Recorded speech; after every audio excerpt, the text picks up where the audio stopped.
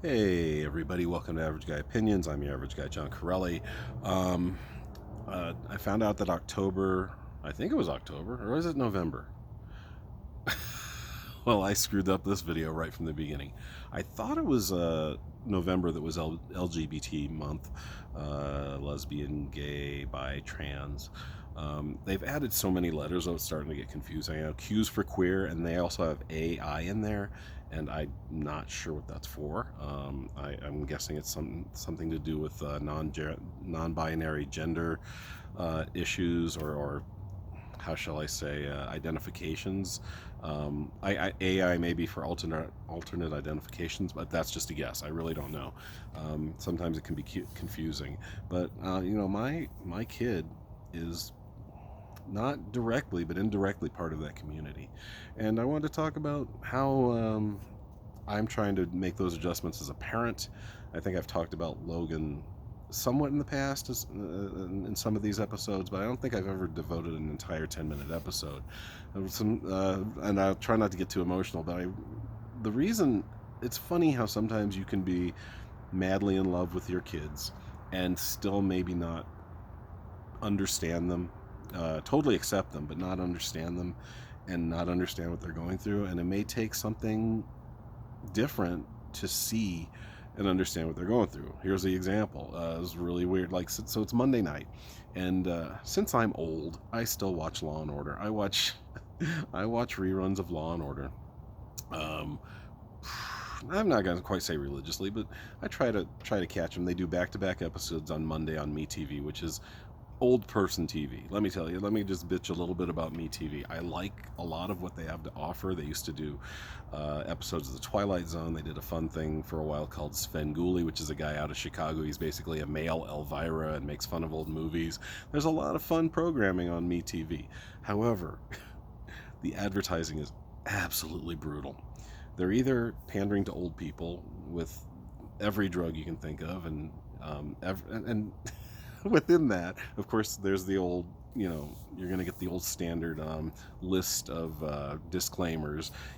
All these things can happen to you if you take this pill, including it not doing what it's supposed to do. But I love how death is on there now. And they just kind of just go, oh, including death. Like, it's no big deal. And that's exactly how they say it. No, including death. No, like, including death. Yeah, you might die if you take our pill, but we're still somehow allowed to sell it.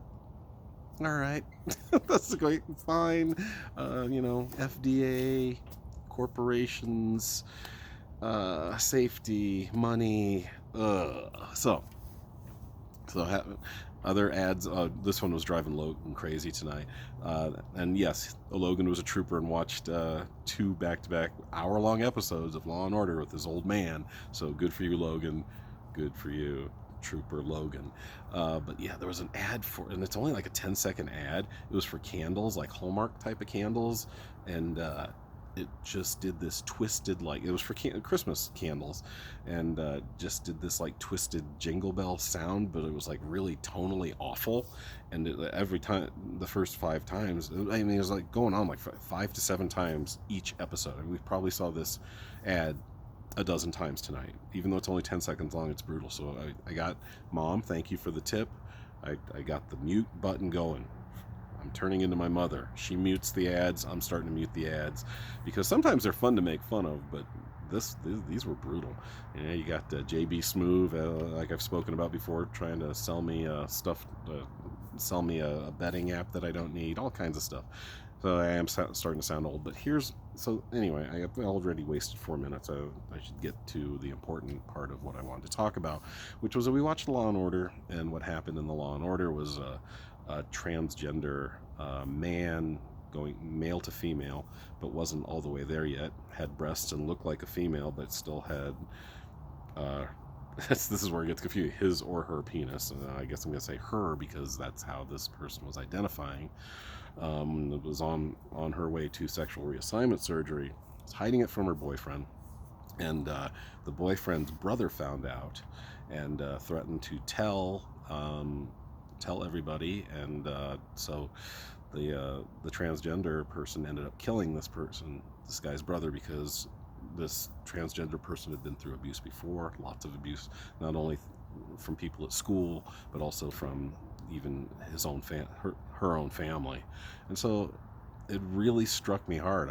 There were a couple times I started crying watching this show, and not so much. I mean, yeah, obviously, Law and Order has always been a good show in my opinion. I think it's well written. I mean, there are a lot of things here. No, cops would never do that. A lot of victims and perpetrators would never do the things that are done on that show. But generally, it's a well written show, and it's well acted, and you got good people behind and in front of the camera. But yeah, this one hit hard because I just kept looking over at Logan, wondering what was going through Logan's head. And it strikes the fear. It strikes a lot of fear into you as a parent. Like, this kid is on this path, and this path is fraught with peril. There are a lot of people that still don't want to accept these people. There are a lot of people that would be outright violent to these people. Now, this episode was made in 2003, and I truly believe things have gotten better in general for people with alternative,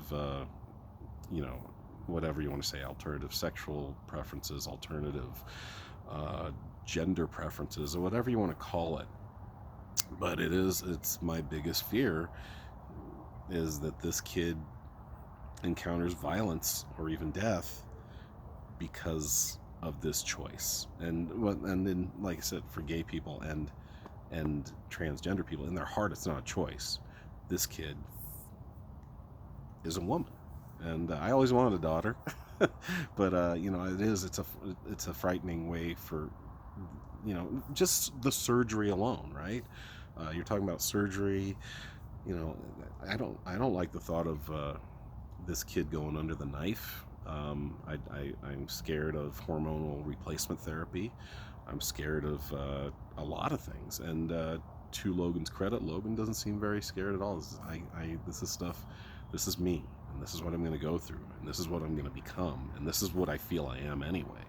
The changes here, this has always been here. I've either been afraid to tell you, or I just wasn't 100% sure what was going on in my body and in my head, and now, or maybe I couldn't articulate it, but now what I want to be, Dad and Mom, and this is the way I plan on going about it. I'm 17 now, and I'm making decisions that'll push me or will have me realize, it's almost like a butterfly, right? I'm in this chrysalis now, and this chrysalis, the outside of it, the cocoon, the outside of the chrysalis is male. But when I come out and undergo all those steps I need to take, when I come out, I will be a female butterfly. And I know that's a weird way to put it, but I think it kind of makes sense. It did in my brain. Hopefully it does to you guys. But yeah, I can only imagine how hard this is, and I can only do my best to support in the best way I know how. Having said that, I screw up all the time. Luckily, Logan is cool still with being called he for now. He, they, she all work for Logan, which is very convenient for me because I'm a clod and I'm a dinosaur and I don't change easily. But I know I love this person. I love this kid. He, she, they is my kid, and an amazing human being. And that's also what frightens me, is the loss of an intelligent, kind, beautiful person, all over some nonsense because people can't accept her for being born male, but not ever feeling that. Maybe I'll find a picture, by the way, for the thumbnail that might be enjoyable, of both Dante and Logan in dresses. I did it. My mom remembers, and I wish we had a picture of that. That'd be even better thumbnail of me with some clip-on earrings and heels when I was a kid in New York. I think we were still in New York, I believe. Maybe we were in Colorado. I was 4, 5, 6 years old. And cross-dressed, for me, it was just a fun thing to do. My mom let me play with dolls, and maybe it's made me a more sensitive person now. I hope so. And if that is the case, thank you, Mom. We didn't really care about gender-based toys when we were raising these boys. We just let them forge their own path in that way. But they both we've put pictures of the both of them putting on their mom's dresses, because it was cute, hilarious, and maybe in some ways a little telling. So it's a lot. I could probably go on more and more, but just I know how much I love my kids, and I just hope you can enjoy the love you have for your kids and can enjoy those kids. And being a parent is constantly fearing, no matter what they're going through. So I hope you have the strength to see it through and support them and have a great life with your kids. Okay, guys, I went a little long. Thanks for checking it out. We'll talk to you next time, and much love. Bye.